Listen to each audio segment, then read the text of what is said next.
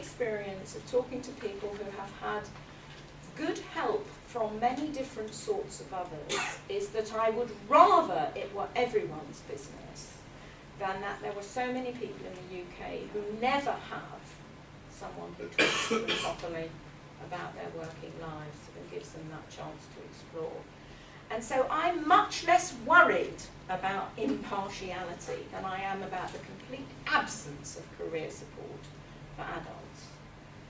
So I guess my answer is that you have to offer what you can, and that means that different people with different roles can only offer different parts of this. They can't offer the whole shooting match, but I don't think career professionals can offer the whole shooting match either. I think you have to use wisely as an adult what you access. And that's code for something much ruder that I would like to say, which is that actually it is all partial. You know, career guidance is all partial. And therefore we have to let grown-ups learn how to use it wisely, not say, oh, it's very dangerous to talk to someone who isn't a career professional. You know, that's like stopping your children doing exciting things. Employers have a big job to do. They need to be much more upfront about career issues. They need to offer another route than just the boss. So I almost don't mind who that other person is, as long as if you hate your boss, you don't have to talk to them. They need to encourage the informal. They need to skill up both managers and employees in the skill sets we need to both give support and receive support. And some are doing so. Several people have employed me this year to run workshops for managers to give them some of the skills to have better conversations with their staff. And career professionals, I think, have to be visible. I can't bear it that when I Google for you, I can't even find you. I think they have to dump labour market myths and know much more about what's really happening. They need to appreciate what others in that haystack can offer, to demystify a bit. I want something really much more upfront about if I were having career guidance, would I even know it? I think the issue of tools is one you might like to discuss. Employers use awfully bad tools because they don't have better tools to use for career stuff. And skill other people, skill all those other needles. So for me, it is a tiny profession. It is everyone's business. And I think it has to be an open door, not a closed shop. And at that point, I'm going to stop. And we thought you might like to spend a couple of minutes with a near neighbour, in twos or threes, and maybe just have a think about what you think careers professionals might like to turn their energies to, or what employers might need to turn their energies to, and then we'll open it up. 2 minutes. Okay.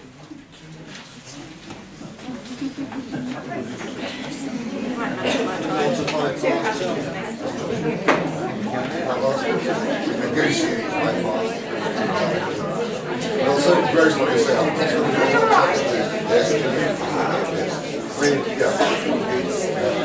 the interesting question, I mean, both different parties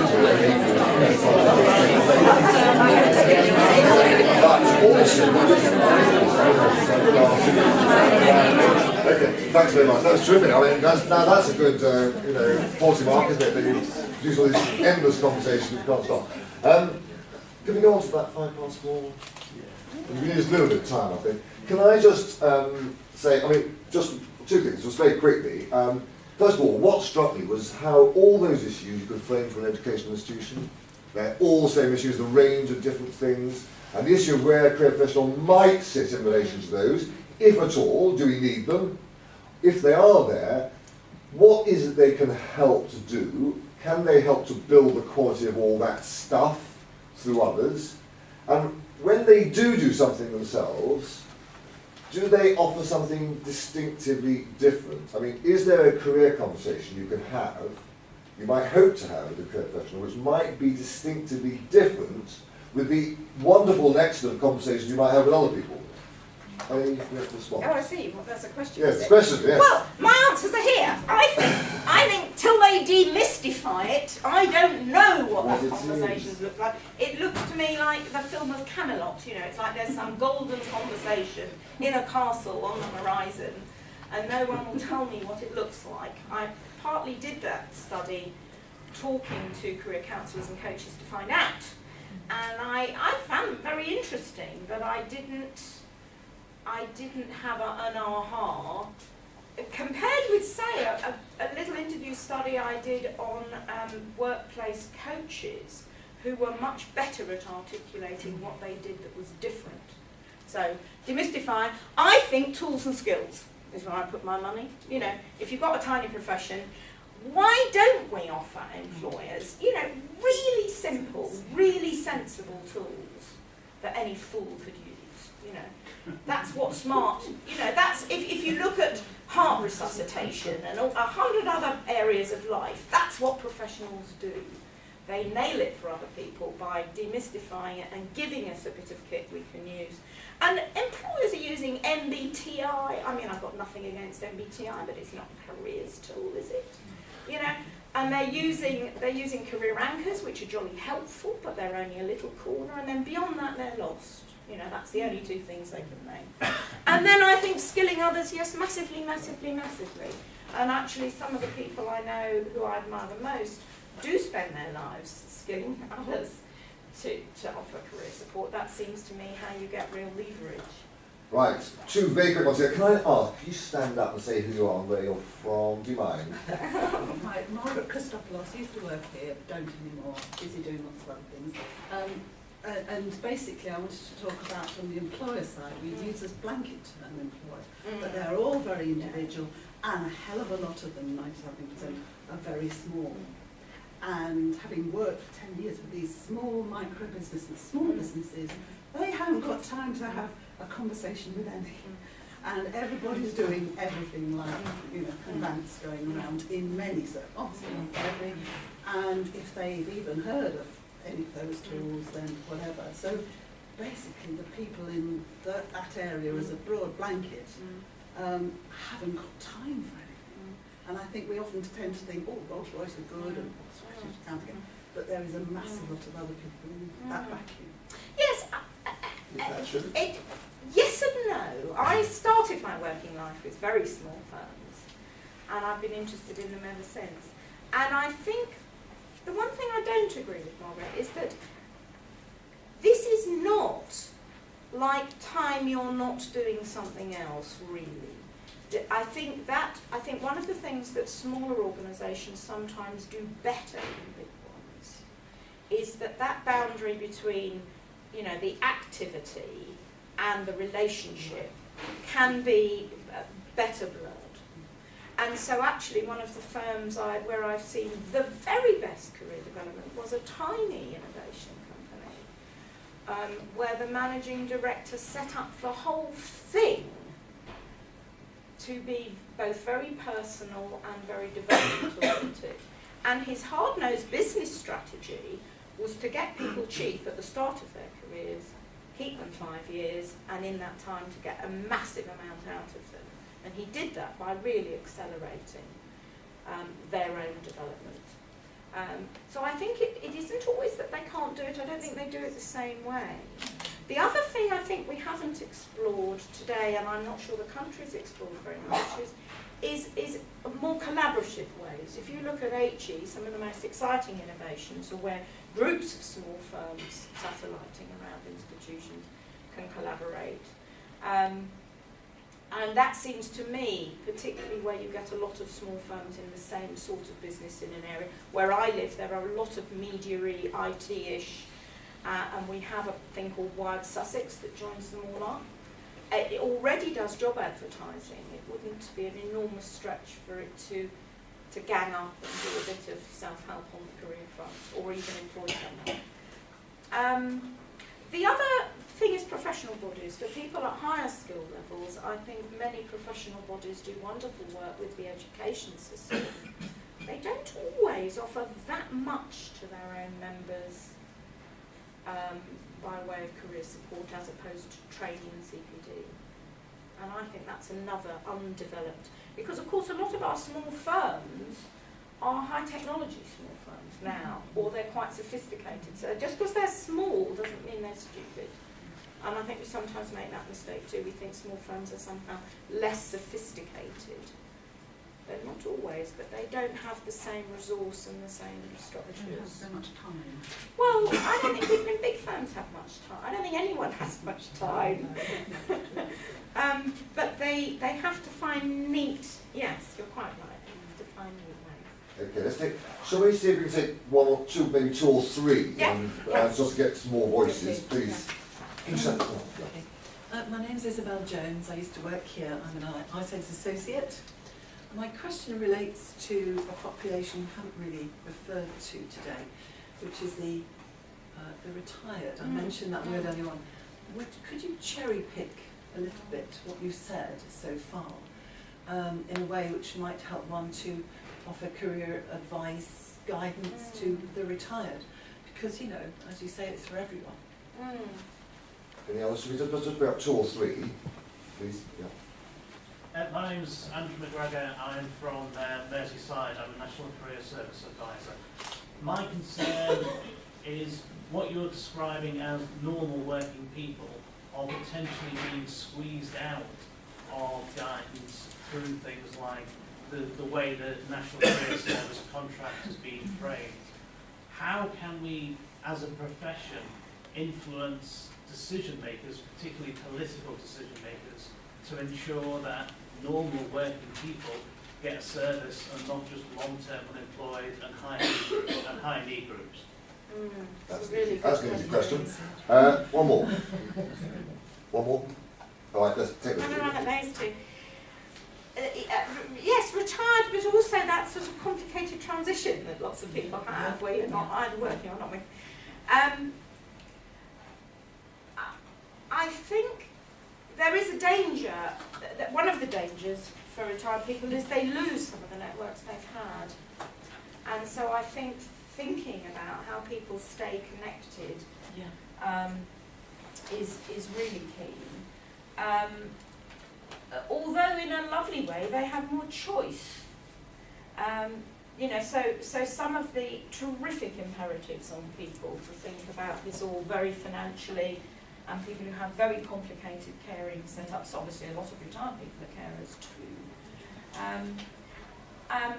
I think it's that you may have different players, and I think particularly for people for whom work has been a very big and very structured part of their life, when they leave that employment, they've left a lot of the support networks. So I think when people go to retirement training, there's all sorts of stuff. I don't know there's enough stuff about building up your other networks.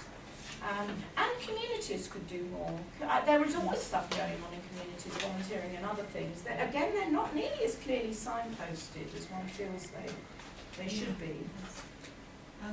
The voluntary sector springs to mind as very much as part of Yes. the local community. Yes.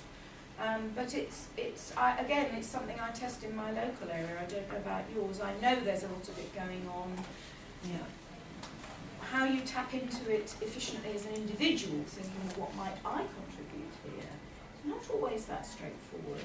True. And you sort of feel, once you got into it, you wouldn't be able to extract yourself. So I notice this in friends who don't, you know, they're tricky choices for people about how much to commit.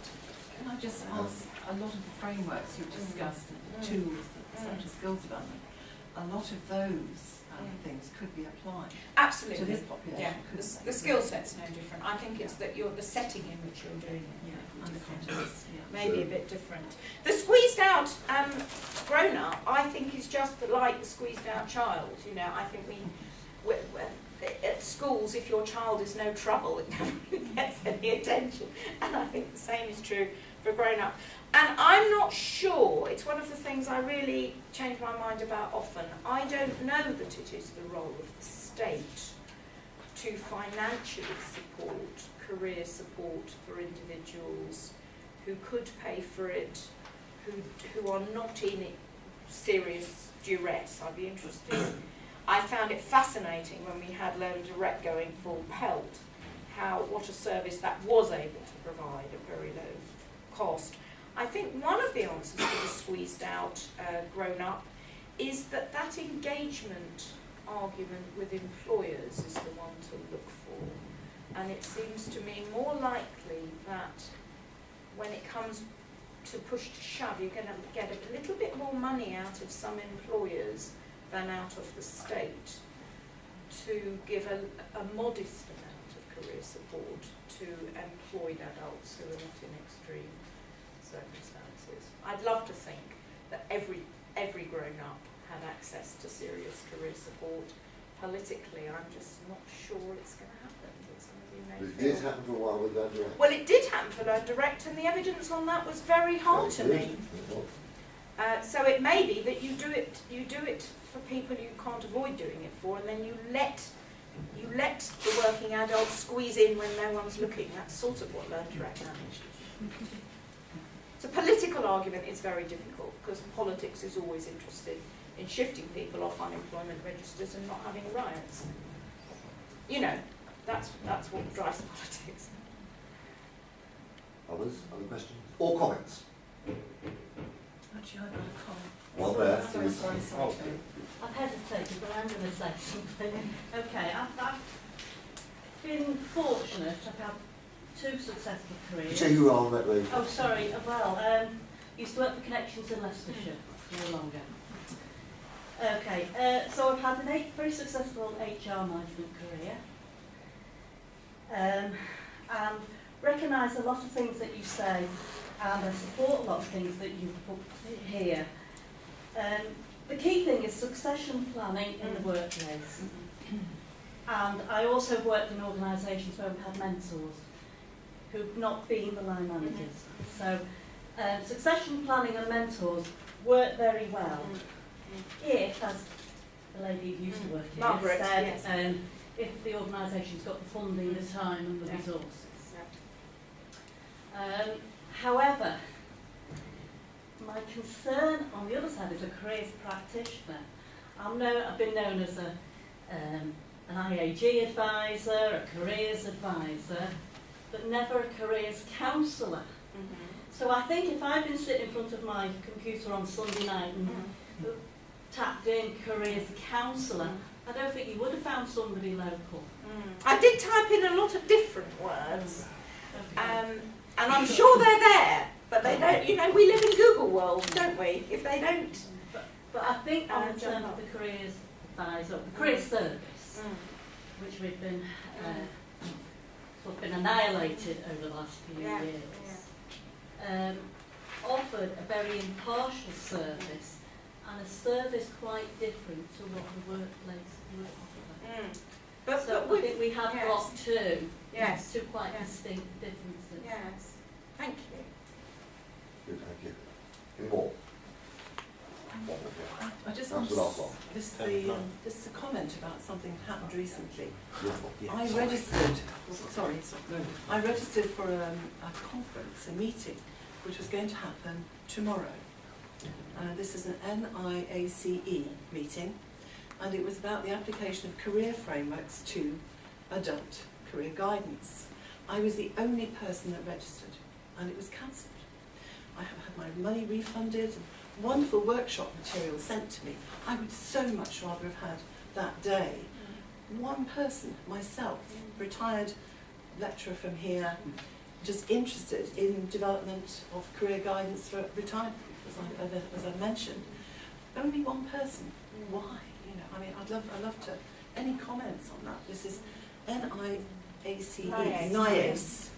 Well, I think one of the You'll know issues who there that is is. it's the funding, isn't it? As a careers advisor myself, you know, it's a really scary prospect going out there and setting up on your own and providing a career service for a sector like retired people or adults. Is anybody going to want to pay me for that service? And I think, so you stay within this protected area of working for HE college, you know, school, university.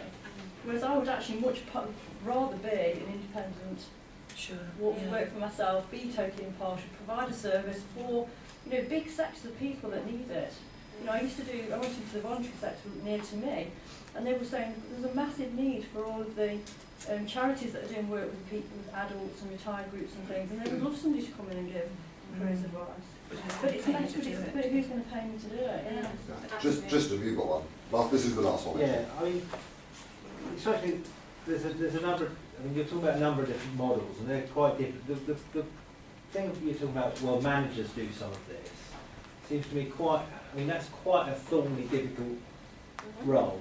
When I manage Joe and Siobhan, I think about their careers every day, and they don't necessarily appreciate that. But we have a very complex set of relationships. I mean, we have a human relationship, and it's equally difficult for me to advise them as it would be to advise my sister. Yeah. But also, I have a manager relationship where I'm trying to get something out of them. I also have this kind of a conflict of interest where you're thinking, well, I don't want them to go, so I don't want to say that you'd be really good at this. You've got all these issues. That seems to be very different than the other example where you're talking about a voluntary sort of role, which the only place I've seen that one or two companies in a fairly small way, but then Union Learn is a place where it exists much more. Now that seems to me much more as something that you could say actually could take some of the place of where there's a vacuum where career guidance, publicly funded career guidance can't fill this. Train paraprofessionals who do a voluntary role. Now, could that not be a role for the state? If the state's going to invest in this, could the role not be for the state to invest in capacity building of voluntary workplace or community-based career? I mean, that seems to me like it would be a more sort of strategic way to use state funding in this kind of area. I think